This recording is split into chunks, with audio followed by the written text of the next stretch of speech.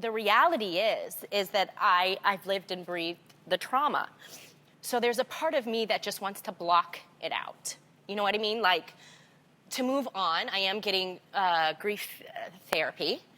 To move on, sometimes I just have to compartmentalize my days. But the reality is this stuff is happening way more than it should. So we are forced to have to accept this as a reality. Mm-hmm.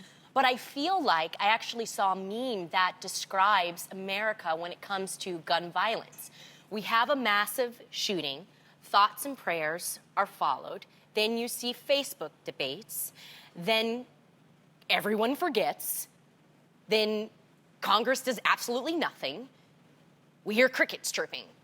Then the cycle happens again, massive shooting, and at this point, enough is enough. I'm over it, and I feel like it should be every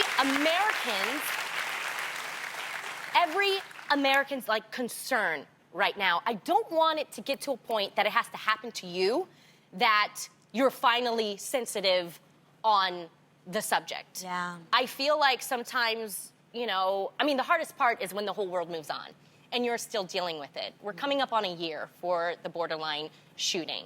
And like you were saying, Adrienne, I feel like nothing is happening. And Nothing's inside, changed. I know I can only speak as like a victim of this, but I don't want my niece to have died in vain. I'm sure she is somewhere like, come on, guys, like in heaven, like, we've got to get our stuff together. And I think that's the reason why people need to research organizations like, I'm sorry, my brain is blanking.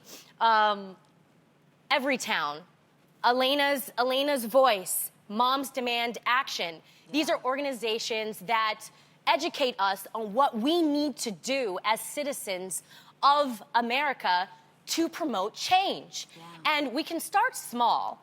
There are these red flag laws that, I mean, and they're common sense laws. Yep. Just step out of politics and think of the safety of our children, the safety of just humans. About your It's a- part-